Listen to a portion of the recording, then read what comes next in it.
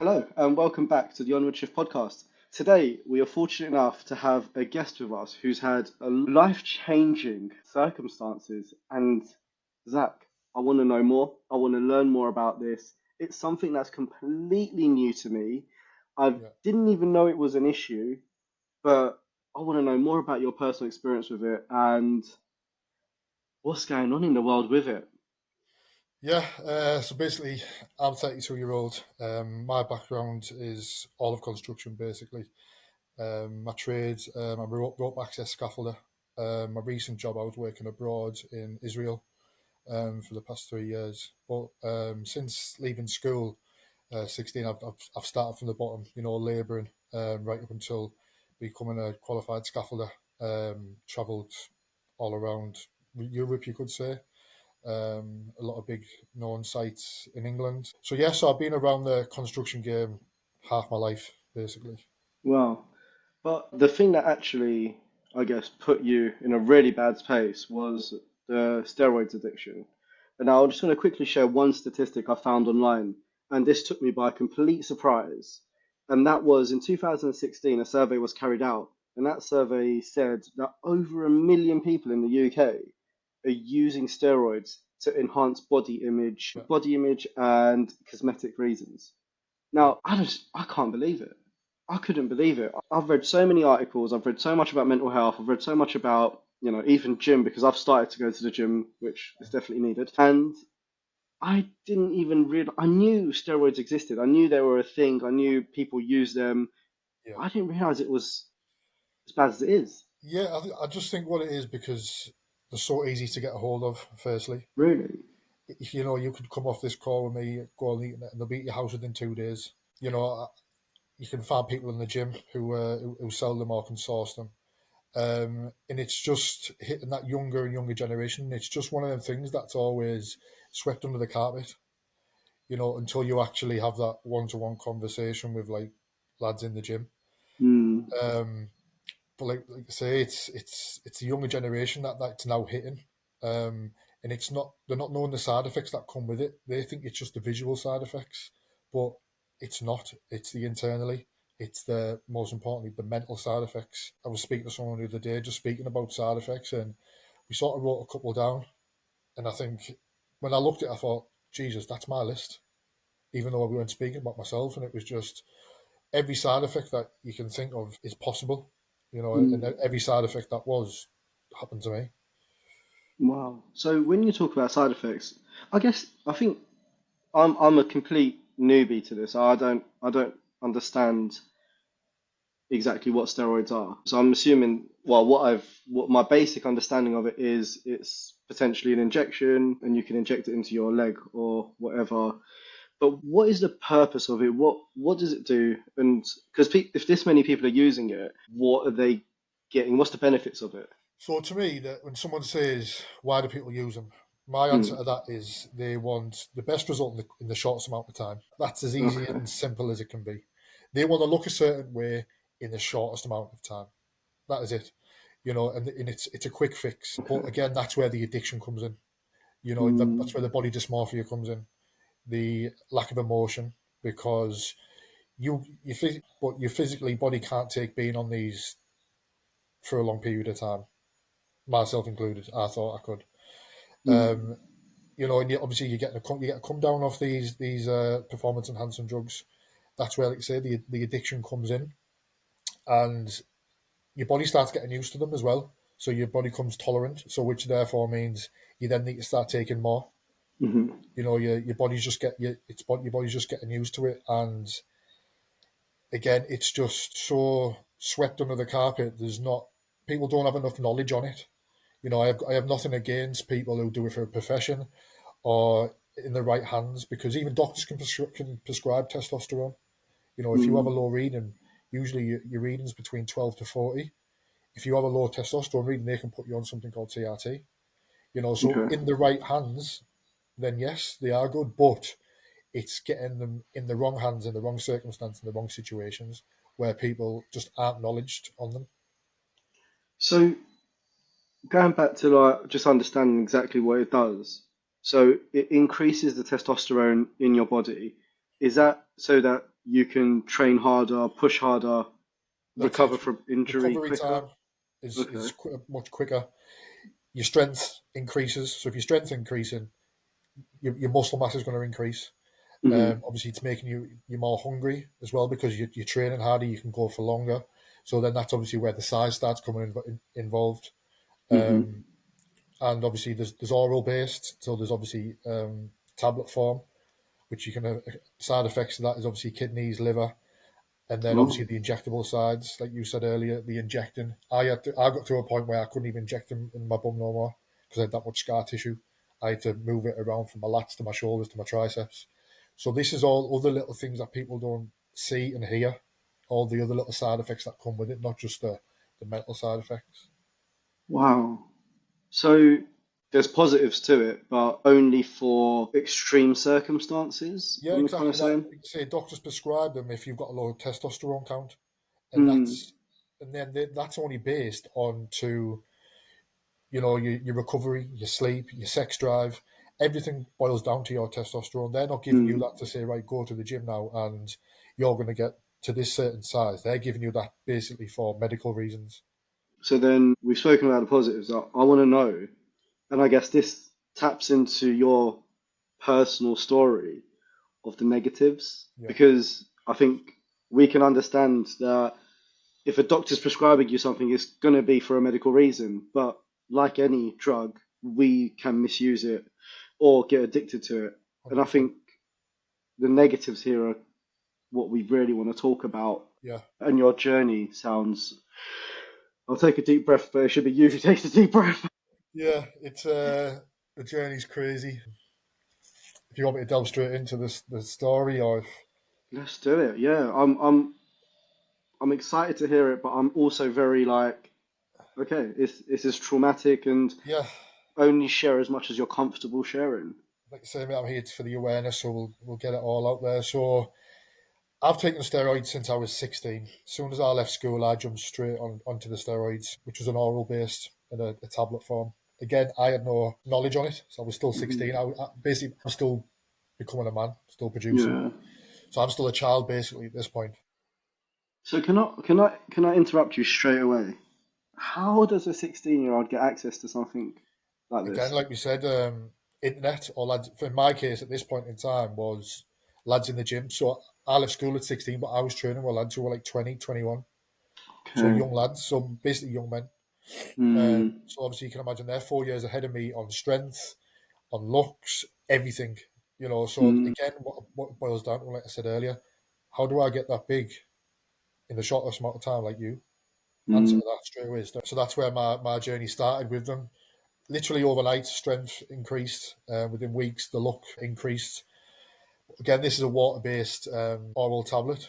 So just as quick as you get the gains from an oral base, it's just as quick as you start losing them. And it was the side Wow. effects that I was getting early on: the spots, the oily skin, the mood swings, things like that. But because obviously I'm still trying to become a man physically, and the performance enhancing drugs that I'm putting in, so my levels were all over hormone levels. So carried on like that for a good couple of years. Started to delve into the injectable game. Had my first injection at 17. Was going away. Oh. Just I was going on my first lads' holiday actually, and I was in the gym. I think a day or two before, and I was coming down the stairs. You know that feeling when you get up too quick and it goes all fuzzy Hmm. and black. So I Yeah. had that for about half an hour, and that was because my testosterone levels were just super high. Obviously, my blood pressure was super high, cholesterol was super high, and again at the age of 17, still becoming a man. But again, that didn't put me off because as soon as I went home and came out of it, I went and had another injection. So that's obviously Gosh. where my body dysmorphia and addiction came into it. Hmm. So, like I said, through my life, through the early 20s, stuff like that, was just gradually getting more and more. I'd come off for a little bit. Didn't delve too much into like the pyramid cycle, we call it. So you come up, come back down, come off. Mine was just if and when, so that's like say when my body dysmorphia came into it. And then it was up until 2 years ago, I thought, right, I'm just going to put everything into this now. Okay. In the back of my mind was I want to compete one day. So that was my end goal to do my first ever bodybuilding show. So got myself a coach 2 years ago and just put everything into it, physically, mentally, emotionally, financially, everything.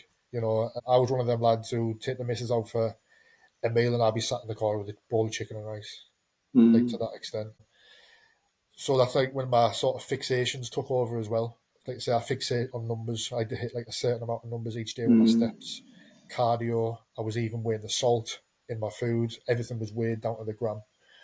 So 2 years ago when it really started, that's like to say, everything was noted down. Everything was scripted. We had a fixed plan that we stuck to, and this was daily. There was no days off. It was literally just all or nothing. Sounds intense. Yeah. So that was, say, 2 years ago. So let's say I was taking 49 tablets a week. That was steroids and fat loss tablets, and I was having 17 injections a week. So I was injecting something called growth hormone. It's massive in the States, but massively, it's so expensive as well. So I was injecting that twice a day, morning and night. And then on a Monday, Wednesday, Friday, I would have my other testosterone based supplements. So, like I say, it was up to 17 injections a week, uh, constantly for that 2 years. We dropped off a little bit during it. And then this was right up until pre Coma. I'd just done a trip out in Israel offshore. And I came home on the Wednesday. My plan was to have 8 weeks off pre-show because I booked in to do a men's physique first timer bodybuilding show. Okay. So my plan was to have 8 weeks off pre-show. So I got home on the Tuesday, Wednesday, and I had my son on the Friday. Took him up to the local farm with my sister. Went for a coffee afterwards, and that is the last thing that I remember before waking up out of my coma 9 days later. So I didn't actually go into the coma till Saturday night, Sunday early hours. So I have no recollection of walking home from the farm. I have no recollection the Friday night. No recollection at all of the full of the Saturday night. Don't even know. Well, obviously I know now from through family, but I didn't. Can't remember how I got to the hospital, how I got in the hospital, any of the build up. Um, so what actually happened, I was it was the Saturday. My mum was actually having my son that day, and I said to my sister, "I'm feeling a little bit unwell." But obviously, as you can imagine, body fat's coming down, carbohydrates coming Mm. down, cardio's increasing, fat loss is coming down, everything along that manner. Supplement increase is going up, and I said to her I was unwell, and she said, "Well, just go to bed for a little bit, just to see how you feel after a little sleep." The next thing, obviously, I've been asleep. She's heard a big bang. This was like Saturday night, and she's come in because it's a bungalow. She's come into the front room. She's obviously pregnant as well at the time, and I've pulled the telly off the wall, and I've been laid with the telly on me, having a fit and a seizure and foaming at the mouth. So obviously she didn't know the reason why behind all of this. My family sort of knew I was taking things, but they didn't know how intense it was. Mm. Nobody knew really. So I'm having a seizure and a fit Seizure. this time. Mm. Um, so she's had to try to pull the telly off me, and she's put me in like the recovery position. She's managed to then get me up onto the sofa, and I'm literally over the sofa, bent over on two fists. And she said there was literally just a puddle of sweat underneath me. My eyes were rolled to the back of my head. There was no response from me, so she rang an ambulance. Luckily, the ambulance is literally a 2 minute drive, 3 4 minute walk away from where she lives. So they came.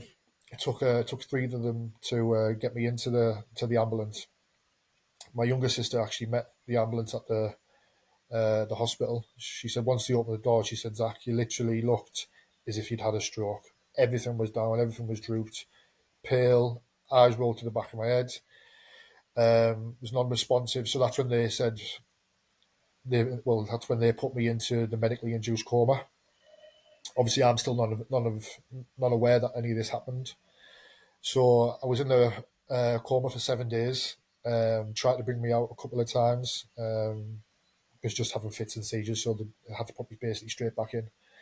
Obviously, said to my family, "Look, you just need to prepare for the worst. He could be in Mm. this months, could be in this weeks. He might not even come out of this, and if he does, there's a high chance he could be brain damaged." So Whoa. I've obviously got a little boy as well. He's only 3. I've got a Mm. partner as well, so you can imagine the stress that was going through all of their minds, basically. So I eventually did come out of the coma. I was non-verbal for 2 or 3 days. So even then, they thought, it looks like he's brain damaged here. You Mm. know, like, I could understand everything when doctors were speaking to me, family was speaking to me. I could understand it all in my head, but it just physically wouldn't come out. Yeah, so even then, it was still a long and scary path. You know, they didn't know what was still to come. I even had to learn how to walk again. I had catheters all out on me. I had to have a bag on. And yeah, like I said, so my first thought when I woke up, obviously I couldn't speak. I had all these things hanging out me. I had doctors over me, nurses running around me. I just thought, what the hell has happened here? Like, Mm. none of my family were there. I thought, where's my family? What have I done? I thought, my first thought, I thought I'd been sectioned. I thought, what's going on? The last thing I remember, I was in a farm, and why am I here? I didn't know if I'd hurt anyone. I didn't know if I'd hurt myself. I was just in that much shock. Obviously, at this point, I'm panicking. I'm having a panic attack, trying to move around. Doctors are saying, no, don't move, don't move. And then I can't physically speak and say what I want to say. I'm looking down. I've got a urine bag hanging out of me, and it's just like, what have I done here? So obviously, that's when my family were there. They were coming down, speaking to me. Doctors were speaking to me, obviously saying, blink twice for yes, once for no, things like that. And then my speech started to slowly come back. And even still then, I was still confused. I was seeing things. I thought there was somebody, a patient in the corner. I was getting voices in my head. At this point, I couldn't sleep. There was just that much going on in my head. I could not switch off. You know, and obviously at this point, there's obviously a lot of drugs coming in, but then there's also all the drugs that I was taking coming out as well. Mm. So there was all them complications going on. And I remember my partner said to me, she went, do you know why you're in here? And obviously at this point, my speech was sort of slurred, and I was just like, no. And she's like, you've been in a coma. And like, it didn't sink in. It didn't still feel real because I was looking at myself and thinking, yeah, okay, I've got tubes hanging out of me. She's saying this, but there was no physical injuries. You know, there was no blood anywhere. There was no broken bones, and I just thought, nah, I'm too fit, strong, and healthy to be in this. Um, and like I say, some of the doctors and stuff that came around once I started being able, as the days went on, learning to walk again and getting my speech back. Some of the doctors' words that came in and said, they said, look, you're a man. And I said, yeah. He said, I'm going to be brutally honest with you. He said, I don't speak about my line of work at home. He said, but I went home to my partner that night. And I said, there's this young, fit, strong, healthy lad coming. He said, I'm probably not going to see him tomorrow. We're going to have to turn the machine off. You know, and it was them type of words that sort of made it how realistic it was, how true it was. And obviously that's what it just scared me massively. Just because I thought I was this fit, strong, healthy person. But as the doctors said, it was, yeah, 100% on the outside. They couldn't even grab my fat on my belly to inject me with the different drugs. You had to go Mm. elsewhere. But they just said it's the total opposite. Yeah, you look brilliant on the outside, but on the inside, you are literally falling apart. You know, so with all these drugs as well, it was obviously mental struggles as well. So coming out of the hospital, you know, it was a long road to recovery. You spent about 2 weeks, just over 2 weeks in hospital.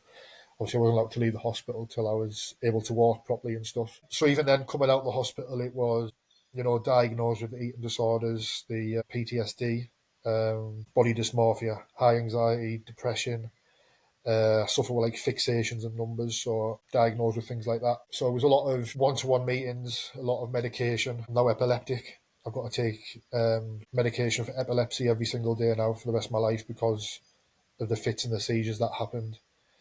Wow. Still having meetings with the crisis team, council meetings, um, medication to get me to sleep, medication to keep me asleep because it's when once I came out, I was suffering with voices in my head. I was suffering with flashbacks. If I heard the noise, it just like reminded me of something in the hospital. I'd just be like deep in thought. Memories would start just coming back to me. Waking up during the night screaming, you know, my partner next to me, things like that. So it's been a long, long road to recovery to get to this point, um, which is probably still going to be there for life, to be honest. But it's obviously about now being comfortable in an uncomfortable situation and circumstance, Mm. and trying to be that positive person. I'm not trying to be the negative, or I'm not trying to for anyone to feel sorry for me. It was me who has the addiction. It's me who has the mental health struggles, and it's me who injected myself every day. So there's no one I blame, and this is my recovery basically, and just seeing what the nurses and things like that, and the aftercare team and the doctors all done. This is me now wanting to give back, Mm. and share my story and be there for people who suffer with things like that I do, but not just me, also like the family as well, because it was a lot for my family to go to. I nearly left my son without a dad, Mm. a mother without a son, a sister without a brother, a partner without her partner. So it's before I'd say basically steroids make you become a very selfish person. But since the coma's happened, I've become a lot selfless. So now it's just my road to recovery now, and things that I'm wanting to set up and get in place to be there for others and help others. Zach, that's mind blowing. Like, I guess there's so many questions to ask, so I'm going to take a quick deep Fire breath away, there. mate. Fire away. So, you're on these crazy amount of tablets every single week, jabs every single week, but you've also got a coach. Is a coach telling you to do this stuff, or is it you going Absolutely, yeah. mad? Crazy. So we did do a blood test beforehand. Everything was in order. And then obviously we jumped on all these drugs. So obviously I'm checking in every week with this coach. He's obviously recommending all these drugs to me. So you have two types of clients, these PTs who think they know everything that have. You've got obviously competing clients and you've got Mm. lifestyle clients. But Okay. these coaches, lifestyle client is basically someone who's wanting to go to be for and look good. Hmm. So these coaches are actually recommending all these type of drugs to a lifestyle person, just a normal 9 to 5 job who's just wanting to look good on holiday. I was taking things such as called Proviron and Metformin. They're basically tablets for people with high cholesterol, diabetes. So if your body's taking these, your body then thinks, well, I must be diabetic. So it starts doing the things Gosh. that a diabetic person would do and take to become that. But these coaches or personal trainers, they're not. Are they legally allowed to do that, or is it because this is stuff off the shelf, or what that? Because So there's someone probably like, ways and means around it. So they'll probably say, when you do your check-in email, to take this, this, and this, but I'm not medically advising you to take it. so they put a little So that's how caveat they're in probably getting place. away with it. So in my circumstance, obviously, when I was in the coma, they were doing all these blood tests and they were finding all these different things that I was taking. Obviously, my partner and sisters didn't know the extent I was taking, so they actually messaged my coach and said, "Look, we need to know what he's taking. He's in a coma." So he gave him the list, but left about 4 or 5 things off to cover his own back. And the doctor said if we knew everything he was taking, including them 5 things that the coach left off, he could have been brought out of that coma a lot sooner and had a lot more less risks that he is now facing. Because I'm still not out of the woods yet. I still need to go for brain scans, things like that. So there's certain things there that still could affect me, that could have possibly been prevented. I understand that it was me who was injecting it, but all I've done is take some advice from someone who's been there, done that, wore the t-shirt, got the medal. Yeah, gosh, that's a lot to digest actually. Yeah, Because you're young. You said you're 32, 32, yeah. dude. You're so young. And Like, obviously I've been taking steroids since I was 16, so it's basically half mm, of my life. So, I have so much respect for you to take so much accountability for taking it and not putting the blame on the coach. yeah, Because I know I would, I don't know what I would do, but I feel I would handle it differently. I'd be fuming. yeah, 100%. So God, you gotta give yourself a pat on the back for that because that's a huge accomplishment in itself. I guess there'll be young men in the same shoes you're in, especially in this day and age where I feel young men have got it quite hard, where they very conscious of their body. Big 100%. arms, big chest. Perfect beard. All of these things. What can you potentially say to these young men who are going through these body image crises, if you like, to not get on steroids? What's the So solution? firstly, it's all to do with social media. Oh yeah. Oh my God, Basically, yeah. that's it. And I had Huge a conversation amounts. the other day, and I went and done a talk to lads on a construction site, and we got onto the social media side, and we said, so someone on social media will have a big following. They'll put a topless photo on. You know, that photo's probably been edited 4 or 5 times. Of He's course. probably so dehydrated. He's probably starved himself. He's been on a strict diet. He's probably taken all kinds of gear. And again, he's not looking like that 12 months of the year. He's Mm, probably looking like that 3 or 4 at the max. But my words would be to someone who's wanting to start is just trust the process and enjoy the yeah. journey. Because Mm, the one thing they've got on their hands at 16 is time. of course. It comes down to trial and error. Yeah. Try a different diet, try a different workout plan. It might not work for you. That works for someone else, but you've tried it. It's all about just trial and error. Don't be thinking of that quick fix like I did of jumping straight on these injectables, these oral tablets, because if anything, that has put me back. And let's take the word, for example, performance enhancing drugs.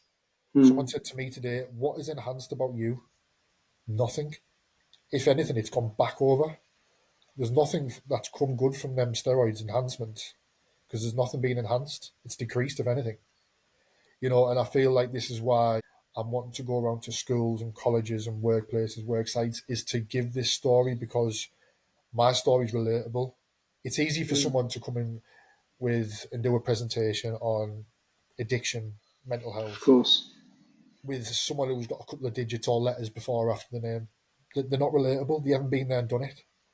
You Mm, know, my aftercare help's been brilliant, but when they're suggesting me try this, do that, my question is, have you been in a coma? Have yeah. you suffered with addiction? Have you suffered with mental health struggles? And they haven't. So how can Mm, then someone? Yes, you might have done all the research and you might have got the pretty little names before and after you, but you haven't been through it. So you're not relatable. So that is why I'm wanting to be relatable. I mm. feel as if I can connect with these young lads. I'm no therapist, but my inbox is always open. My phone's always turned on to be there for anyone who's struggling or wants advice. Why not take advice from someone who's been there, done that, and almost died from it? How did, well, I guess I've got so many questions. I guess question would be, how is your family situation now? Because are they like paranoid, or do you even go to the gym now? Like, So my anxiety just can't get me back in that gym at the really? moment. So something that I was up at 3, 4 a.m. every day to do my cardio. I'd Mm, spend 2, 3 hours in the gym. Everything around it, the food prep, the supplements, everything was noted. That's all just gone. That was my routine. Everything that I'd been through, that was all my normal. The steroid taking, the tablet taking, the side effects, the routine, the gym twice a day. That was my Zak Wilkinson's normal.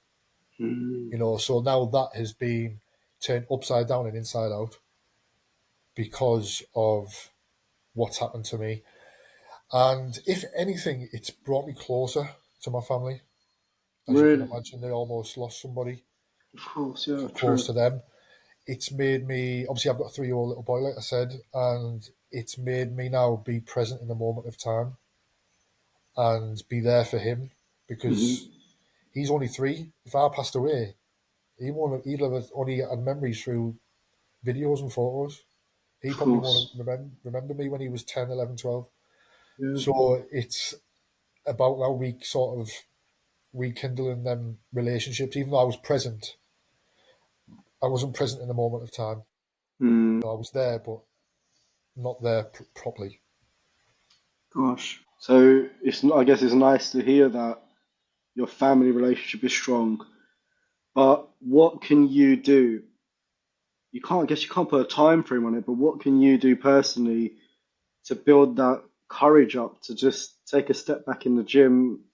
But what can you do? Because that sounds So like something you love. yeah, so what I'm trying to do now, I'm trying to look down different ways of training, trying to more look at the health benefits, really, Okay. and the mental health benefits. Hmm. And there's a gym that reached out to me it's a boxing gym called Lions Den, a really good Okay. gym in Middlesbrough. some great boxers and fighters come from it, and they've reached out, and even just it started off me just going down there and just being in the atmosphere, Love being that. around Yeah. lads, being around people with addictions, with mental health struggles. So it's been a slow burner, Hmm. but say I've had the correct support people around me. There's people who I didn't think would reach out have, and there's people who I thought would have reached out haven't. Mm. So it's been nice to get that connection with people who've been through it as well in the gym industry. Yeah. So yeah, so it's now more of wanting to do the physical and mental tests around my body in gym. I'm looking Hmm. at more doing the sort of hydros, things like that. Like you say, in the boxing gym where you can test yourself. So it's more things like that really that I'm looking at more doing and thinking more about this. I think that brings us up to a really good point, and that is mental health. It'll be really interesting to understand your journey with mental health Yeah, because you've mentioned your body image a couple of times, anxiety, PTSD. These are all quite big emotions and big feelings. What is your journey with it? Like, I know you said when you wanted to, be bigger or stronger or whatever it was, you take another jab, mm. and then when that dropped down, you wanted another. Like, how does that feel? What is that anxiety? What does it feel like? So it's always like I was probably always comparing myself to others, or I was always striving for this perfection that is never possible. Okay, yeah, I get that. So it was all like you say the body dysmorphia. Like even now, I still suffer with. Won't even look in the mirror from like the neck down. I'll have a hoodie on constantly. I like to cover up. I've literally got tattoos from my ankles right up to the top of my head. In my aspect, it's like Vish saying to me, bloody hell, look at all the tattoos that you've got. So then in my head, I'm thinking, he's now not thinking about something that I'm conscious of or wary of. Oh, wow. I've never heard anyone describe a tattoo like that. That's my reason. So again, I've got tattoos on my Wow. eyelids. Someone Yeah, will I say, see. oh, you've got tattoos on your eyelids. I'm clapping my hands together and rubbing my hands together and thinking, yes, now they're not going to think about something that I'm conscious of, that I don't like about me, mentally and physically. But Zach, like, you're in incredible shape. You've been through so much trauma. I've seen pictures of you online. I've seen your videos on TikTok. I'm looking at you now, and I'm like, dude, you look good. You're in good shape. Like, But why have you got this it's always, anxiety? I've never been able to take a compliment. Yeah, I get that. Yeah. It's, again, that's probably my mental side of things. Hmm. It was just, and Ronnie Coleman could come up and say, Zach, you look unbelievable. And it'd never be enough, Mm. Gosh. and again, that just boils down to my mental health situations. Yeah, it's a tough one and hard one because obviously I struggle with it myself. Family Of members have course. struggled with it. Friends have struggled with it. But I'm so passionate about mental health Mm. in the nicest way possible. I love it Yeah, of course. because I want to make a change. And when me and you have these conversations, hopefully it's even just going to make one person feel good, or it's going to change one person's life. And that's Absolutely. all I want. When I go around and do these speeches, how me and you have been speaking today, the faces I see change in when we're speaking is just incredible. Like I Yeah. said before, like this is a part of my recovery. I come out of there and I feel like, yes, I've changed someone's thought pattern, even just for half an hour, Mm. and it's just that hope, I think, that we can beat this stigma, and I seen a stat earlier, 26%, sorry, tradesmen are 26% more likely to suffer with mental health and addiction. That is Mm. too much of a big stat. It's a huge number. Yeah, it's a huge number. And the background that we're both from, we see it firsthand. Mm. It's all the long hours. It's the time away from the family because they're trying to better themselves and better themselves for their families, but it's what it's affecting up there at the same time. And it's so easy Absolutely. to say, yeah, I'm sound, man, I'm good. Quickly get off the subject, but it's just something that needs to be addressed massively. Absolutely. I guess this. You said you're on your recovery.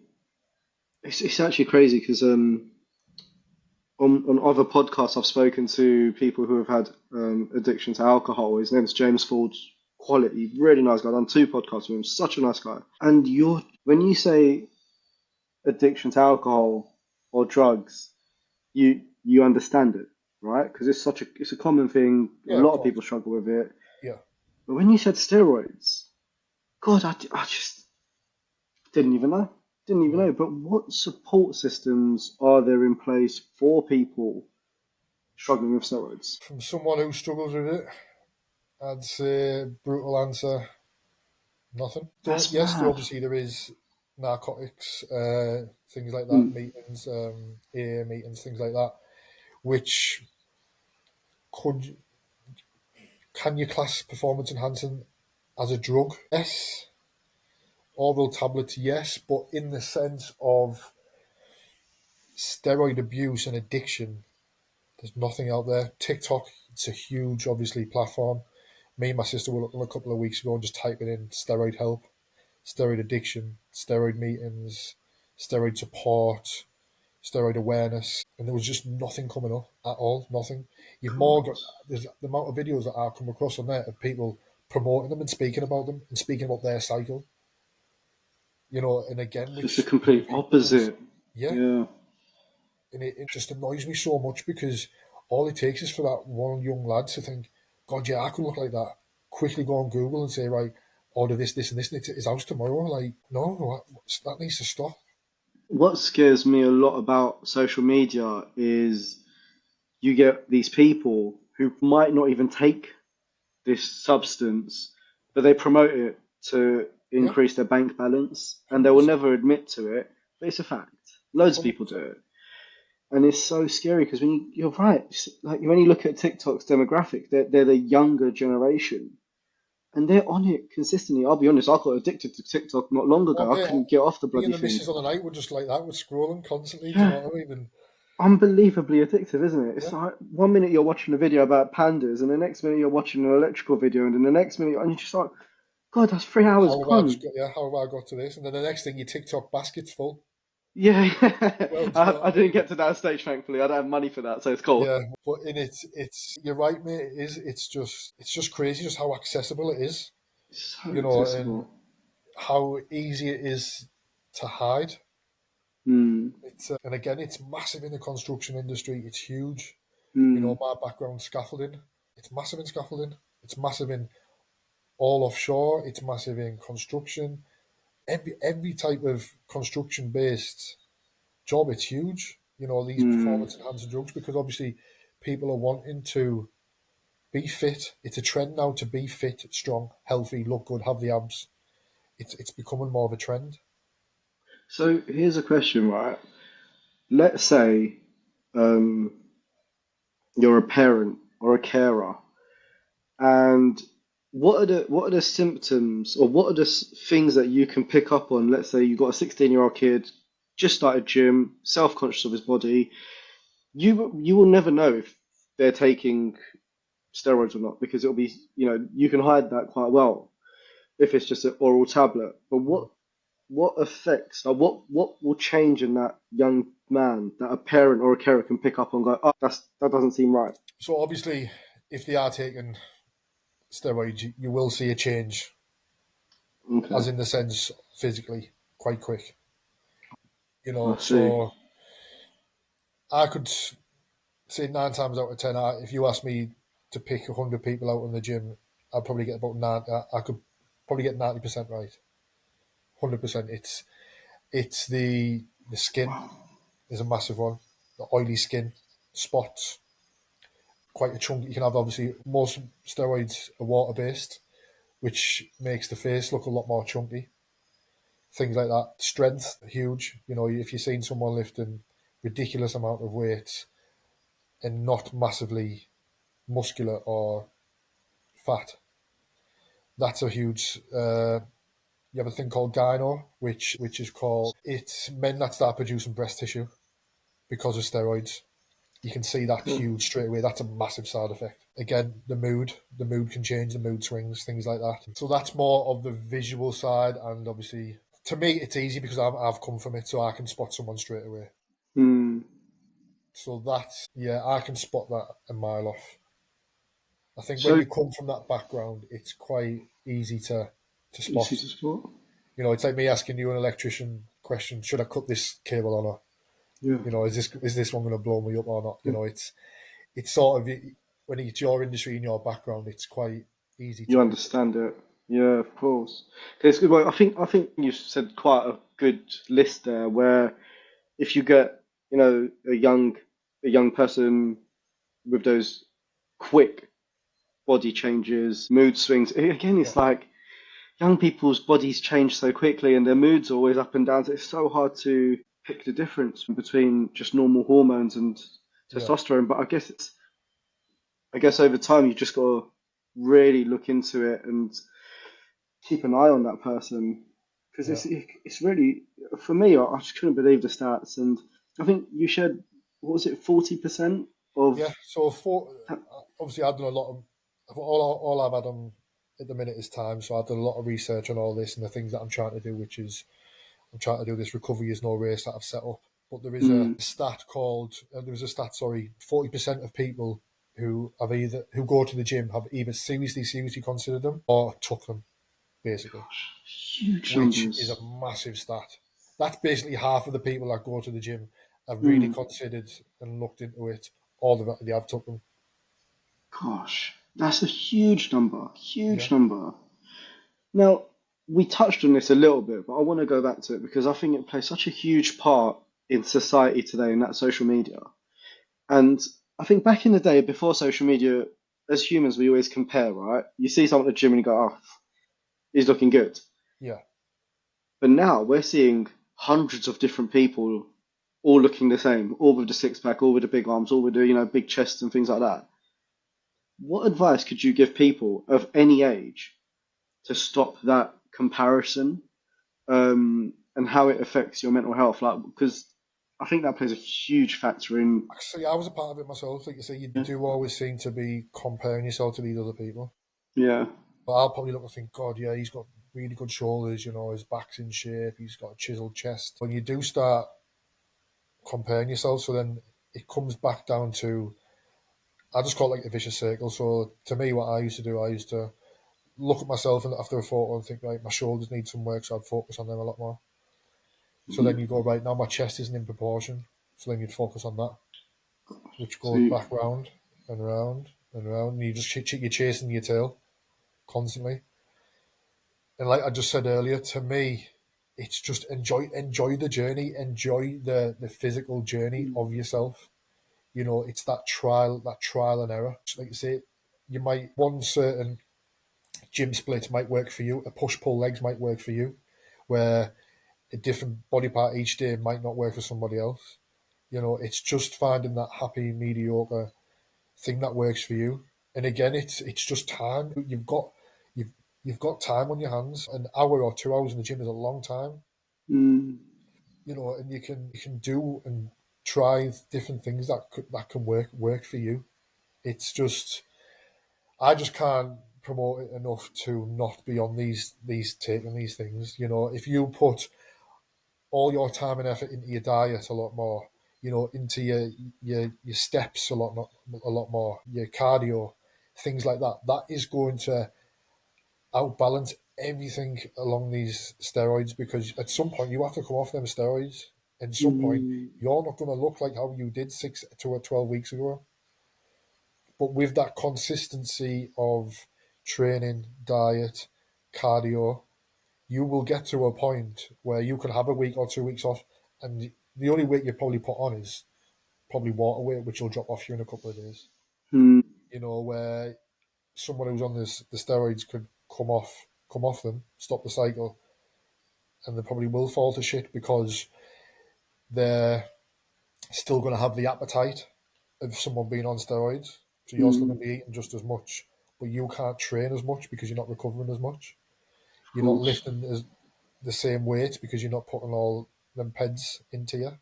Hmm. So you're actually going to look worse than anything, you Yeah, know. it sounds like it's exactly that. It is a vicious cycle, isn't it? Gosh, but Zach, how are you now? Like, honest, and I don't want a crappy answer. I want a genuine answer. Like, Genuine answer. honestly, how are you?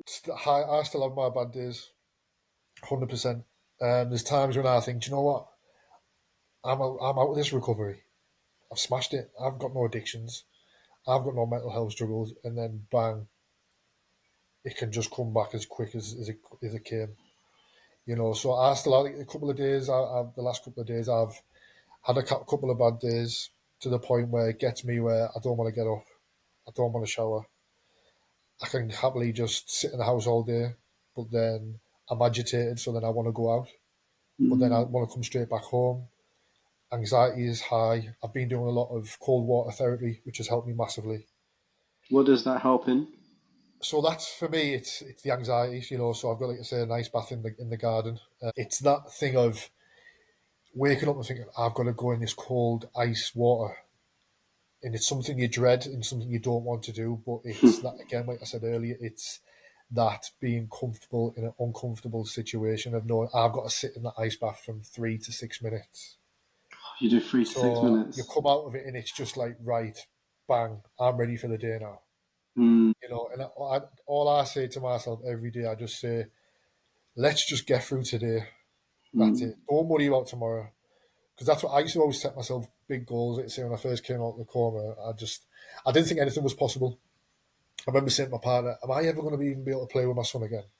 She used to show me videos of him playing because we're a close family, and she was showing me videos of him playing with his uncles, and I was getting upset because I thought I'm never going to be able to do that. I went and done a sort of tough mudder the other day for charity, 15K. I never thought I'd be able to do that, you know. And there's probably times where I won't be able to do it. Sometimes I don't want to be in a room full of people, but then there's sometimes where I want to be on my own, but I don't want to be on my own as well. So I'm still on my journey. I'm still recovering. But like I said earlier, when I do things like this and I see that it could change someone's perspective on life or a situation or a choice, that's what works for me. So I'll come off Mm. today, this phone call with you, and I'll be absolutely buzzing. Nice. Uh, so it's for me, it's trying to just not set too much big goals, take my time because again, all I've got is time at the minute. And what I just say to myself every day, one day, that's it. Just get up, let's just get through the day, and that's it. We'll think about tomorrow another day. We'll think about that tomorrow. Don't worry. Mm. It's today that we need to focus on. And obviously, my son helps me get through it. My partner Of helps me get course. through it. Trying to have that routine because obviously my normal routine is gone.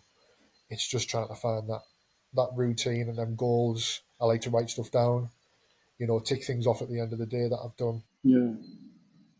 I'm now that person. If you see me in the morning, I'm like, "Good morning, mate. You okay?" And they're like, "God, what drugs is he on?"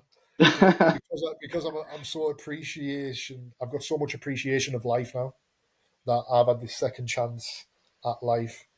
So even though I have my bad days, when I have a good day, I have a brilliant day at the same time. That's amazing. And you've started this company. What's it called? Sorry. So the company is called Recovery is No Race. Cover How is I no got the race. name, it just came to me. I was in the coma, and some woman come round to me, and she was just like, "Look, you're on a long road to recovery, but don't worry because you've got time. There's no race." And my ADHD just was like, "Bang! Recovery's no race. I'm going to set up this thing. I'm going to do this." Do you know? Love And it. but again, this is part of my recovery. Something that I want to do and give back. I'm wanting to go around to schools, colleges, because that's where I first started with all my addictions and Mhm. mental health struggles, and going around like work sites, construction sites, things like that. I've done a couple already. Like I said, I've got some great sponsors behind me, local sponsors as well.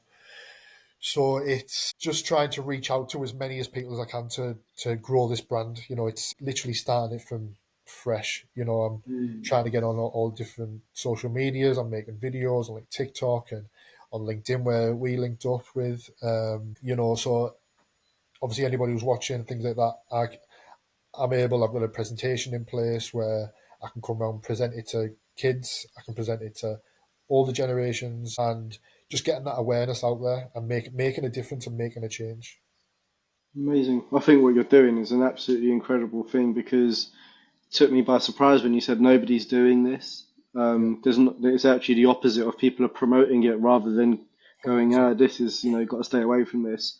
I think you're doing an absolutely incredible job, Zach, and not just with your business, but just you in general. You sound like you're in a really really good place from where you Positive. was. It's Positive, it's a yeah. positive place that I'm in at the minute. Yeah, but again, it's like I need people like yourself. You know, people need people like me. It's just that reoccurrence. You know, and like you say, I'm appreciable for what you're doing. It's stuff like this, mate, will be hitting a lot of people that we I don't hope. even think or know. So I want to thank you as well for this because Well, Zach, you honestly, yeah, hearing your story is it's brought so much awareness to me about something I didn't even know really 100%. existed. So, thank you. But before we end the call, I'd love to ask you a question. What's one bit of advice you would give anyone to from your life experience? The big question. Good question. Choose your own path. That's You deep. know, life That's deep. is. My dad always told me, life is like a stepping stone. You know, with that river running through, you might come to a dead end. That's fine. Just turn around, come back to where we were, and we'll find another way. We'll find another path. You know, life is just Life's a lesson. That's all it is. To me, there's no such thing as failure because you just learn. That's all you're doing. You're just learning. You learn that you either didn't put the hard work in, or you just learned that just wasn't the right path. That just wasn't the right circumstance. You know, and we start again. We go again. We go and we go and we go. We just start fresh. We start again. We've got a new life. We've got a new path. Life's a stepping stone, man. Love it. Thank you so much, Zach. Thank you, Honestly, mate. thank you so much for being on the show. And Appreciate it, yeah, mate. you're doing amazing stuff. You really are. If you've enjoyed this episode, don't forget to like, share, and subscribe to the channel. Honestly, the more people we reach, the more support we can offer. And don't forget, Onward Shift isn't just a podcast. We've got a number of resources on our website, so please don't forget to check out www.onwardshift.com, where you'll find counsellors, keynote speakers, coaches, blogs, and so much more. Until next time, don't forget to keep having these important conversations.